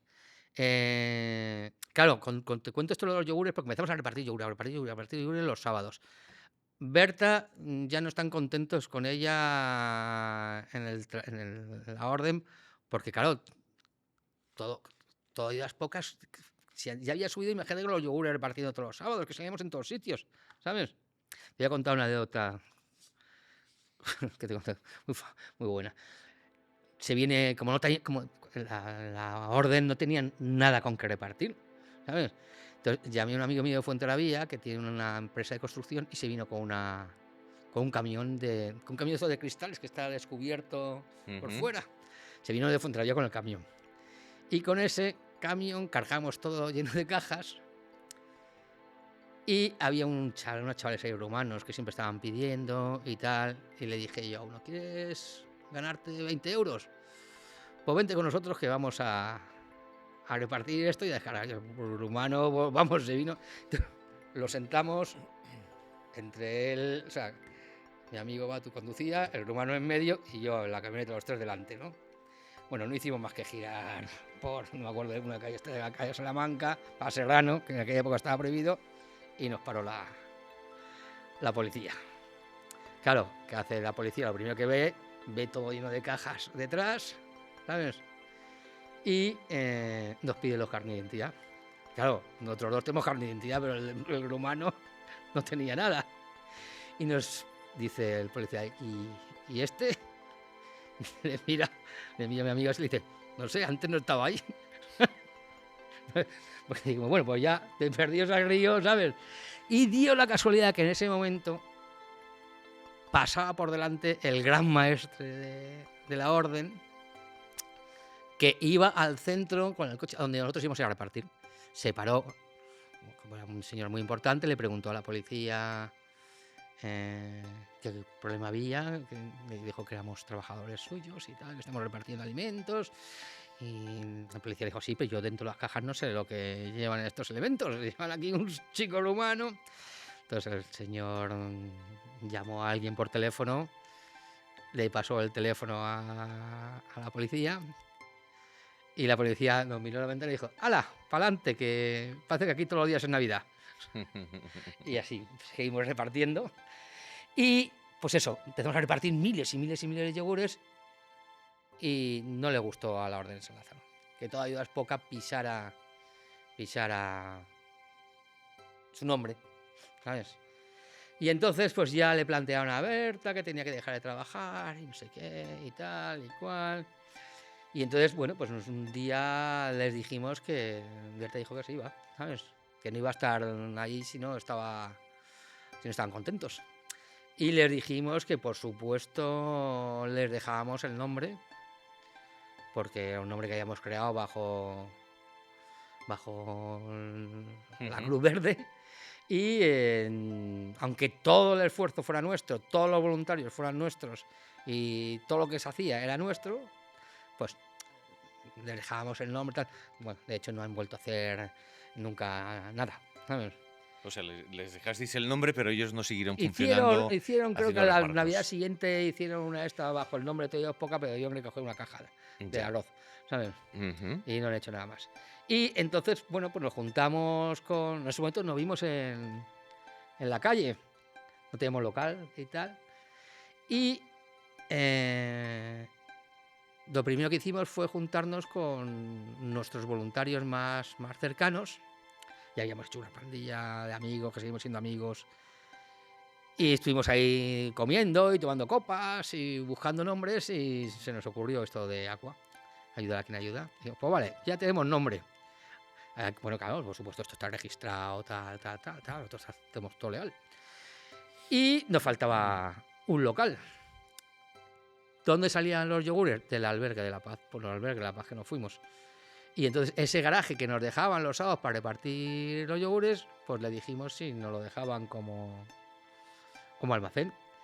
Y pues en aquel momento nos dijeron que sí, tal, montamos las estanterías, tal. Y ahí empezamos a repartir, a recibir alimentos, a recibir de todo, a recibir donaciones de empresas, ¿sabes? Ujú. Llenábamos. Hicimos una campaña muy buena. Estábamos muy sensibilizados, estábamos muy sensibilizados en aquella época empezaba el tema de la celiaquía. Yo tengo mi hija pequeña, Marta, es celíaca, y nosotros estábamos muy concienciados porque joder, era todo carísimo, no había prácticamente productos, ahora hay de todo, en aquella época no había, teníamos que ir con nuestra sartén a los restaurantes para que le hicieran las cosas aparte, ¿sabes? Era un mundo, y entonces acabas introduciéndote en el mundo de la celiaquía. Conocemos a mucha gente celíaca que está metida en este mundo, que tiene blogs, que hacen programas de radio. Contactamos con la Asociación de Celíacos. Y bueno, ya fuimos 3 o 4 años seguidos a la feria de celiaquía, montábamos un stand y nos regalaban de todo. Montones de empresas nos regalaban productos para celíacos, Ujú. porque sabían que nosotros íbamos a darle publicidad, ¿sabes? Si no, hicimos un festival en Galileo Galilei, un concierto con 15 o 20 músicos, pero de gente, cantautores, pero conocidos y tal y cual, que fue un éxito. Y nos movíamos mucho, hacíamos muchas cosas y empezamos a tirar para adelante. Teníamos a veces hasta 100.000 yogures un fin de semana, nos volvíamos locos para repartirlos, para encontrar tanto voluntario. Y los voluntarios pues empezaron a crecer y pues hasta hoy que tenemos activos, pues puede haber 400 y pico, ¿sabes? 400 voluntarios. Sí. ¿Y O sea, qué tú eres uno tipo? de esos 400. Yo soy ¿Sabes? uno de ellos, sí. Activo significa que en cualquier momento puede venir a repartir, a apuntarse, tú ya sabes la mecánica. Ujú. Y aparte de alimentos, repartir muchas cosas más, ¿no? Bueno, hemos repartido de Porque yo he todo. visto kits de higiene, Claro, bueno, en sí, hemos fin, repartido de todo. Cuando la Dana fue acojonante aquello. Repartí cientos de camas. ¿Sabes? De camas. camas, de todo. Mira, ¿Eso cómo lo hicisteis? porque Que- la ciudad se bloqueó. pero lo enviasteis como en vuestros medios de No, transporte. venían camiones del ejército a llevarme donde yo se lo dijera. ¿Sabes? O sea, que contactasteis con el ejército, Sí, no, pero que eran miembros de la UME o que eran... sí, los que podían salir a la calle, ya te lo cuento. Eh, cuando nos encierran a todos en casa, nadie puede salir de casa. Pero yo, por un enchufe tal, consigo que se me permita hacer certificados de salida, de poder salir, para poder repartir alimentos. ¿Por qué? Porque Pero perdona, ¿me estás hablando de la Dana o yo de la Dana, perdona, el COVID? el COVID, Ah, el COVID. perdona, no la Dana, el COVID, hace 5 años. Ujú. Porque se ponen en contacto una serie de organizaciones o sea, de empresas que reparten alimentos a los colegios, venden alimentos a los colegios, cocinan en los colegios y tal. Claro, de repente nos han encerrado a todos y, aunque están en cámaras frigoríficas, toda esa comida se va a perder. Son miles y miles y miles y miles de kilos de comida que se van a perder. No sabíamos cuánto íbamos a estar encerrados. En cámaras frigoríficas hay lo que es congelado, pero hay mucha cosa que es perecedera y se va a perder. Y entonces consigo un pase. Y consigo poder hacer pases, porque tenemos que ir a esos colegios a recoger la madrillera, era un número, macho. No, como decía Berta sí iba a trabajar. Berta, en su trabajo la nombraron obligatorio, esto que, ¿sabes? Porque, perdona, un paréntesis. Ella, después de salir de allí, Sí, luego empezó a trabajó, trabajar en otro sí, sitio. empezó a trabajar de una empresa de se dice, coño, estos que hablan por la... De mega. Cuando te llaman por teléfono, se me ha ido De la palabra. telefonía De móvil. telefonía, no, de Ajá. telefonía móvil no. Ella trabajaba, o sea, ella la contrataron porque sabía catalán. Ajá. Y entonces esta empresa tiene muchas empresas que llaman a muchas cosas, entre ellas talleres, por ejemplo, ¿no? BMW, Berta trabajaba para BMW, para el sector de BMW, cuando localizan sus archivos que un coche tuyo necesita pasar la revisión, tal, te llaman por teléfono. Ujú. Bueno, pues Berta tenía focalizado el llamar a Cataluña. Como la empresa estaba en Madrid, les interesaba a una persona que supiera catalán. Ujú. Entonces Berta llamaba en catalán y eso les gustaba mucho a los catalanes, ¿sabes? Que les llamaran. Estuvo ahí un tiempo y luego, a través de un voluntario nuestro de Aqua, de la empresa de Montejano, pues me llamó un día y tal, no sé qué, "Joder, tengo un puesto de trabajo aquí, me gusta de Berta, venirse conmigo", y ahí que se fue. Y ha estado 9 años, ¿sabes? Hasta ahora que se jubila. Muy bien, me estabas contando lo del COVID. Lo del COVID. Entonces, bueno, pues yo movilicé. Bueno, Madrid era estaba vacío, no había más que coches fúnebres, y los 4 que nos atrevíamos a salir. Porque claro, en aquella época, además, salir era casi como una sentencia de muerte. Acuérdate, macho, que llegabas a casa, te quitabas la ropa, te duchabas, parecía que venías contaminado de tal, te acojonabas, ¿no? Pero nosotros fuimos a los colegios, macho, recogimos toda la comida de los colegios que nos dijeron y lo repartimos. El hambre no entiende de COVID, ¿sabes? Y lo repartimos. Y luego tengo un amigo, si es que todo esto funciona por amistades, Por como tengo contactos, miles, ¿no? pues tengo un amigo que es arquitecto que se dedica a construir hospitales. Ujú. Y es el que había construido el Zendal. Y ahí estaba toda la vacunación del COVID, todo ese rollo y tal. Y entonces cuando acabó las primeras urgencias y que tal, y que cual, al Zendal llegaron tantas y tantas millones de donaciones que no sabían qué hacer con ellas. Entre ellas, miles y miles de camas, miles y miles de colchones, miles y miles de todo, de todo. Claro, no daban abasto, ni tenían espacio, ni tenían sitio, ni manera de deshacerse de todo eso.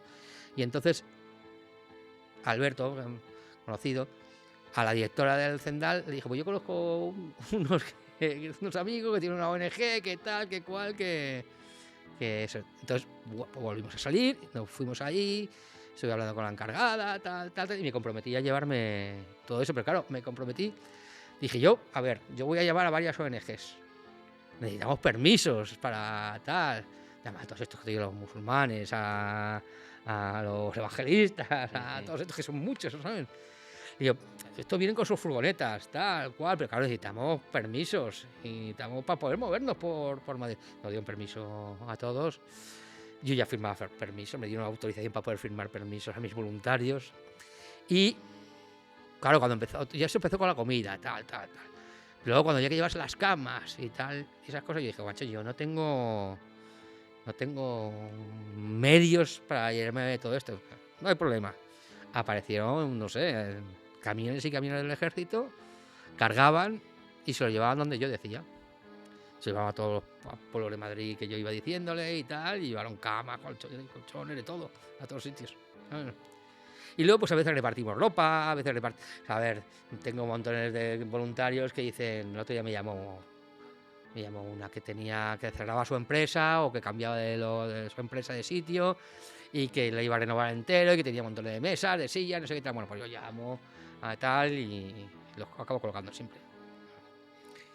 Oye, y una cosa que me ha sorprendido cuando me he metido en ONGs y en este tipo de cosas es la cantidad de gente que en España está vinculada a la solidaridad.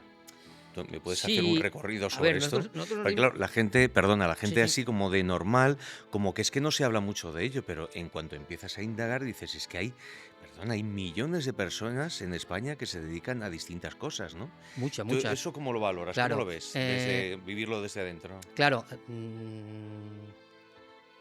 Subsistir es muy difícil. Crear una ONG o una asociación y tal es relativamente fácil. Después del COVID se crearon muchas y no queda ni una. Es relativamente fácil. Después del COVID, pues todo el mundo quería ser solidario, todo el mundo quería repartir, todo el mundo, grupos de amigas que montaban ONG para no sé qué y tal. Tú fíjate, yo qué sé, los mismos Bocatas, Somos Vallecas. Somos Vallecas montaron un tinglao de narices con sedes en todos los sus barrios de Vallecas, tal.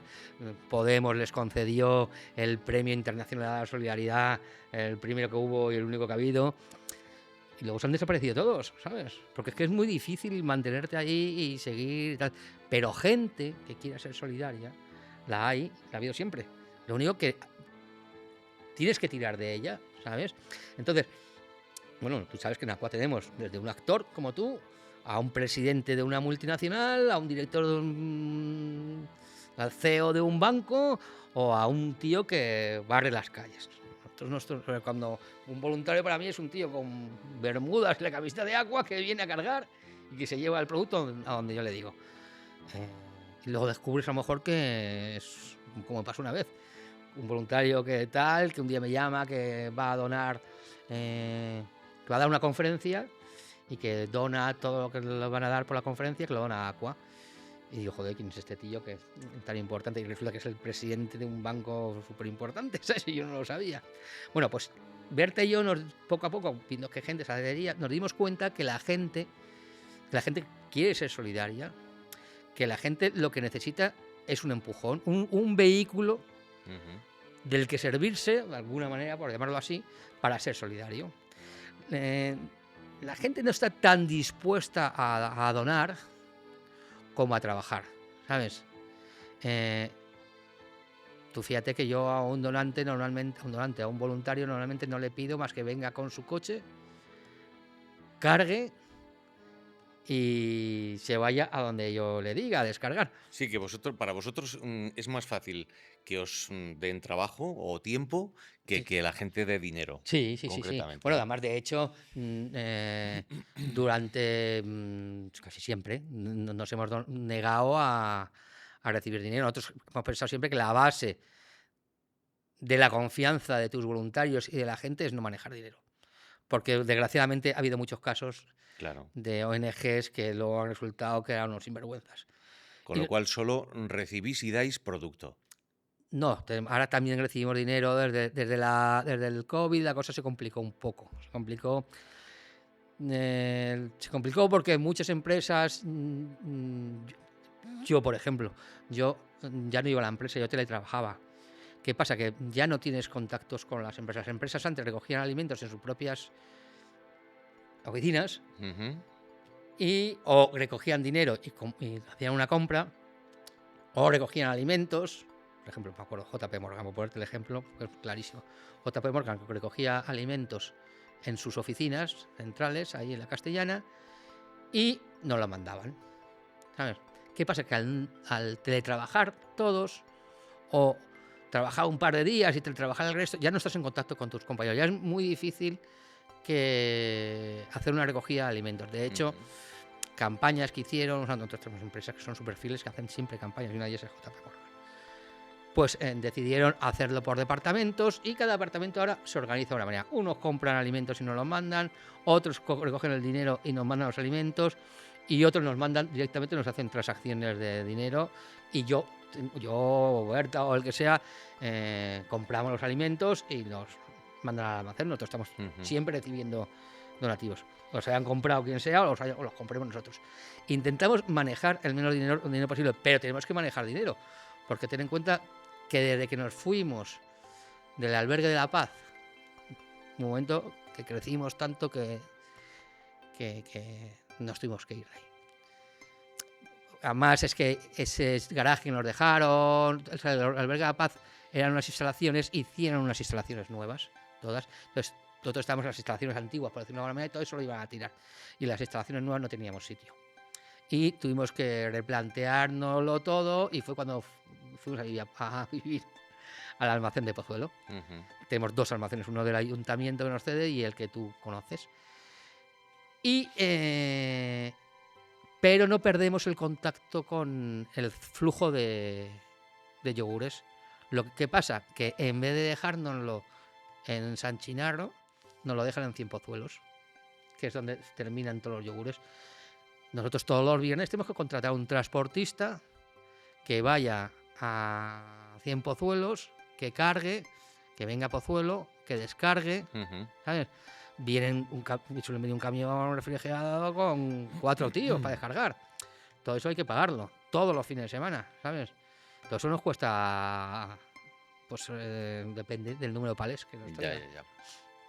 Pero sí, te decía lo de la solidaridad, esto porque cuando te mueves, o sea, te metes en Mensajeros de la Paz o en Global Humanitaria o en, yo que sé, Claro. en cualquier ONG, de repente vas encontrando mucha gente que está dispuesta a hacer cosas, ¿no? Claro, Y, nosotros de somos hecho, su vehículo, por ¿sabes? ejemplo, en España, que somos líderes en donaciones de órganos, es que me parece que es algo sintomático de que es un país muy solidario, y de repente lo hemos visto con la Dana, ¿no? Que de repente la gente de toda España iba allí, o lo vimos cuando Sí. lo del Y Prestige, además, que tío, la gente subió a Galicia a limpiar playas. De repente es un país como que la gente se moviliza y de mucho toda capa ante social, ¿sabes? ante la desgracia ajena, ¿no? De toda capa social e ideal político, ¿sabes? Ujú. Nosotros tenemos desde Vox hasta el, no sé, Podemos, más Madrid o lo que sea, ¿sabes? Sí. Vamos, de hecho, yo tengo un voluntario que es uno de los altos cargos de Podemos y tal, y igual tengo voluntario de Vox, y yo no le pido el carnet de identidad a nadie, Ujú. ¿sabes? Oye, ¿y humanamente qué te deja? Aparte de eso que es muy bonito, que lo de Claro, todo. como que enriqueció vuestra vida de pareja, Sí, humanamente, ¿qué bueno, te deja a ti? claro, luego tú te vas dando cuenta. Claro, tú te vas introduciendo en este mundo, ¿no? Igual que que he contado lo de que creen estas hermanas, que creen en la Divina Providencia, pues Sí. hay otra serie de ONGs pequeñas o de centros sociales pequeños que el Banco de Alimentos no les abastece. El Banco de Alimentos hace una labor descomunal, ¿eh? Nosotros hemos estado con ellos, hemos reunido muchas veces y tal. Pero nos dimos cuenta que tenían algún error, por decirlo de alguna manera, ¿eh? No quiero llamarlo error a esto. Ellos no reparten alimentos si no reparten grandes cantidades, porque no les compensa sacar la camioneta, y no reciben también si no reciben grandes cantidades. Nosotros vimos que ahí había un hueco donde meternos, que era, podíamos recibir todo tipo de donativos de cualquier cantidad, desde un paquete de azúcar a un camión entero de lo que fuera. Nosotros no lo hacemos esas cosas nada. Y hay un montón de sitios que no piden, todas estas no piden, las que no piden, el Banco de Alimentos no les puede dar. Y luego, esta serie de sitios pequeños, pues te voy a poner un ejemplo. Las hermanitas de los pobres que tienen ahí al lado de San Isidro, muy cerca de aquí, San Isidro, tienen un centro, un albergue pequeñito para 16 personas que cogen de la calle. Claro, esa gente, pues cuando le llevo a yogur le llevo 144, no le llevo 3.000, porque es que no le sobran. Claro, si le pides azúcar al Banco de Alimentos te va a llevar 600 kilos de azúcar, como le ocurrió una vez, que me llamó la hermana Carmen diciendo, oye, José, tengo aquí 300 kilos de azúcar y yo no necesito más que 10, ¿sabes? Y dije, no te preocupes, claro, que yo voy y me cargo el coche con el azúcar y me lo llevo. Y aquí el tío me vine y me lo cargué todo y me lo llevé.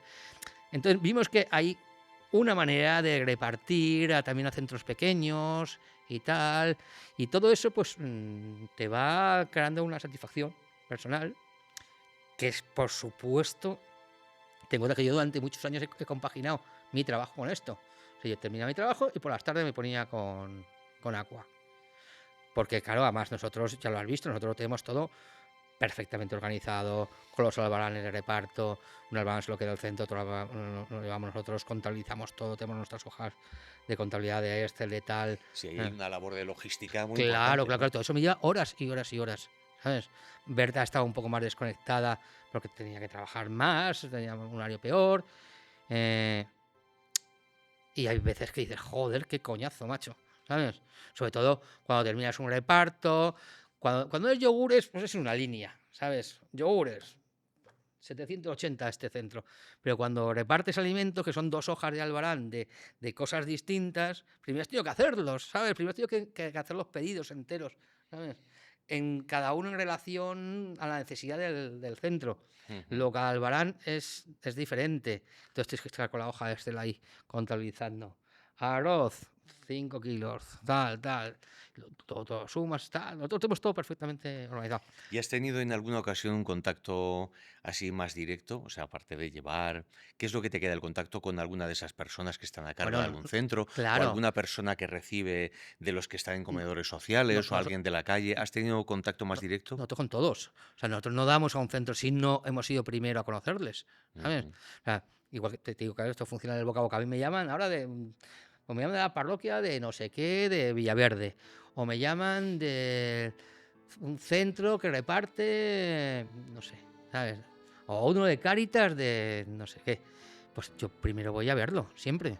A conocerles, les hacemos una ficha, nos tienen que mandar les mandamos una ficha para que nos la rellenen con sus necesidades. Claro, no es lo mismo saber que le dan una bolsa de alimentos a 150 que a 400, ¿sabes?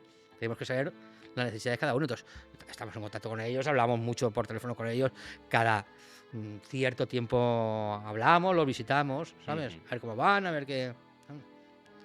¿Y ahora mismo en qué punto te encuentras de tu vida? No solo de agua, sino de en Me encuentro en general. un punto fantástico, que me acabo de jubilar, ¿sabes? Y yo tampoco tenía, como hemos hablado siempre, tampoco así un obseso del trabajo, ni del estudio, ni de nada. Yo desde el principio tenía clara una idea que se está poniendo muy de moda ahora, que es trabajar menos y dedicar más tiempo a tu familia y a tus amigos y a tu tiempo libre. Yo lo he tenido clarísimo. Siempre yo prefería ganar menos dinero, no ascender, o no ascender tanto, ¿sabes?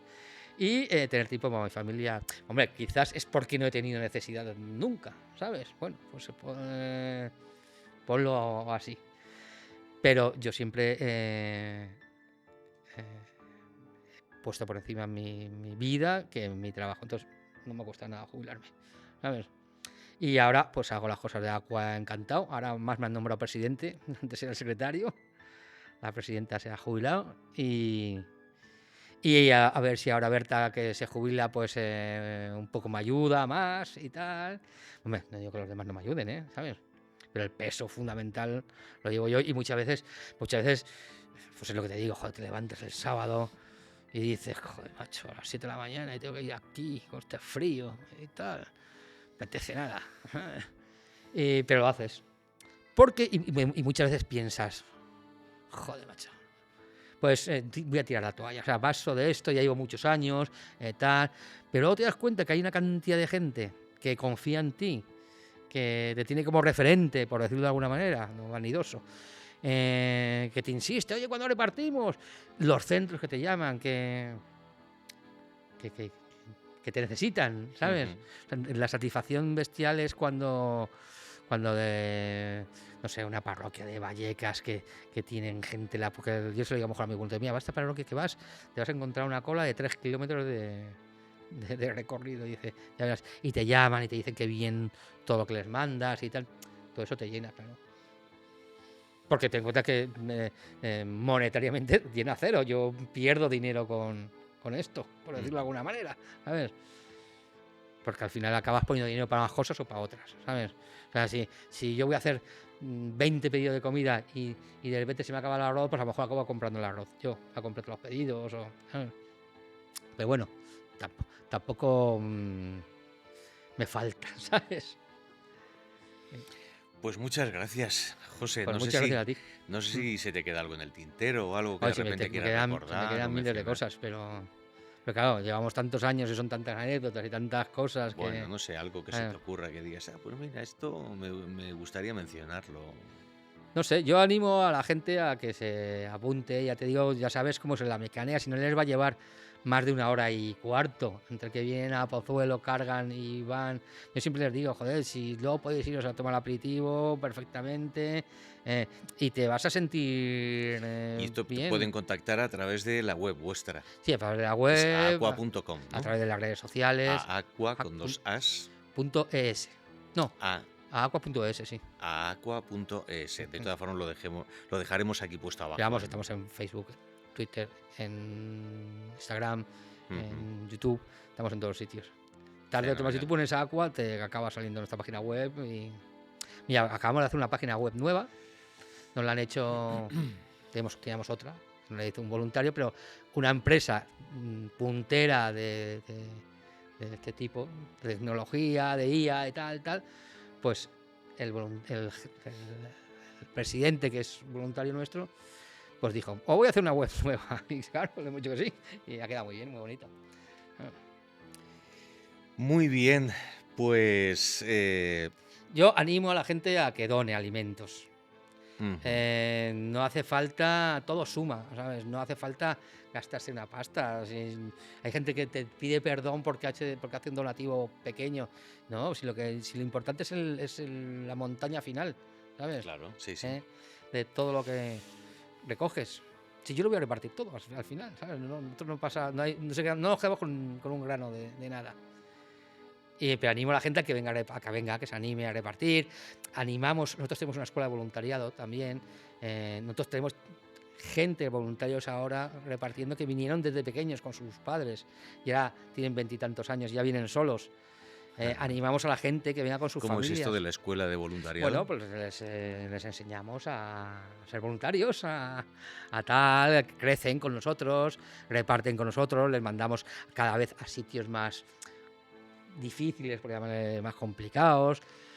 Los niños les van a enseñar. A los niños es muy importante enseñarles que hay otro mundo que no es el del chalet de Pozuelo y el de la empresa de papá y el supercochazo. O sea, cuando la gente viene a Carabanchel o viene a Vallecas o dicen, hostia, aquí hay otra cosa que yo no he visto, ¿sabes? Y estos chavales no siempre lo consigues, porque familias que vienen a repartir vienen montones. Pero tenemos muchos que ya reparten por su cuenta. Ya han sacado su carnet de conducir y reparten, ¿sabes? Y nosotros animamos a que la gente, porque hay mucha gente que te llama y te dice, oye, ¿y puedo ir con una amiga? ¿O puedo ir con mi marido? ¿O puedo ir con mis hijos? Claro, vente con quien quieras, mientras te quepa lo que te voy a meter en el coche, ven con quien quieras. Lo que queremos es que toda esa gente aprenda, que sea una enseñanza para todos esos niños, ¿sabes? Porque es el futuro nuestro, ¿sabes? Porque yo un día, pues claro, yo ya estoy jubilado, ya me puedo estar yendo por ahí donde me dé la gana. Pero necesito gente que me sustituya, ¿sabes? Y que siga con esto. Muy bien. Y a las empresas que donen, a nosotros o a quien sea, ¿sabes? Pero que hagan campañas de recogida de alimentos, que no les cuesta nada, ¿sabes? Sí, yo recomiendo a la gente que lo haga, porque además yo lo he hecho con mi hija y hemos compartido una mañana de sábado y ves otras realidades, recoges el alimento en vuestro almacén, en el garaje, y luego pues haces el recorrido, llevas a un sitio, llevas a otro y te vas dando cuenta, pues dejas de repente en un comedor social, luego vas a un convento de monjas que lo necesitan porque asisten a gente de la calle y haces un recorrido por otros mundos que están ahí. Es verdad eso que dices. Lo importante que es saber que no estamos en nuestra burbuja, ¿no? Sino que hay otras cosas. llevo desde el 75 viviendo en Pozuelo, o sea, vivo en el pueblo de mayor renta per cápita de España. Sé cómo es eso, ¿sabes? Y claro, hay que salir de eso. Hay que ver que hay otra cosa, ¿sabes? Entonces, por ejemplo, que las empresas hagan que pueden hacer mucho, ¿sabes? Que se animen, Mira, yo siempre les digo lo mismo.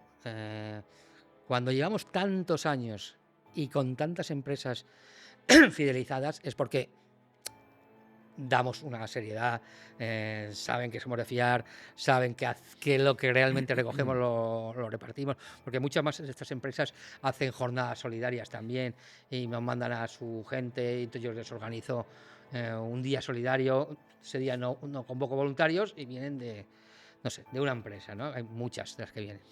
Y entonces, pues ven que, claro, que eso es real, que se hace, ¿sabes? Que lo que donan se reparte. Entonces, claro, yo cuando doy las gracias a una empresa porque nos han llegado 80 bolsas de alimentos, pues siempre digo, en Instagram a lo mejor, digo, pues si siguen confiando en nosotros después, por ejemplo, te voy a poner un ejemplo clarísimo. Todas las oficinas de la agencia tributaria de Hacienda hacen campaña para nosotros 2 veces al año. Sí, yo he estado recogiendo. Claro.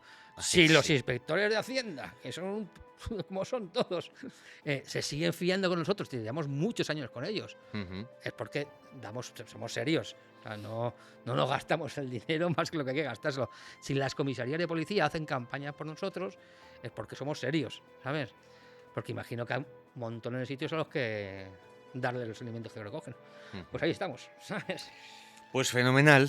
Bueno, ya sabéis que Callo Largo es este podcast en el que creamos un espacio para, sobre todo, escuchar, ¿no? Escuchar, aprender, inspirarnos en vidas y en recorridos vitales interesantes como el de José hoy. Y la idea es darnos cuenta también de que todos tenemos un océano lleno de historias que compartir y que relatar. Así que si habéis sentido algo que os haya resonado en el episodio de hoy, que os haya tocado el corazón, que os haya divertido o que os haya recordado algún episodio de vuestra propia vida, por favor escribidlo en comentarios. Y si alguna o alguno de vosotros considera que su vida puede ser inspiradora o interesante para compartirla, poneros en contacto con nosotros a través de nuestras redes sociales. Dale like, suscríbete y comparte en redes sociales para que nuestra comunidad se haga un poquito más grande y podamos seguir recibiendo voces y almas y nada más. Os esperamos en el próximo capítulo en Callo Largo.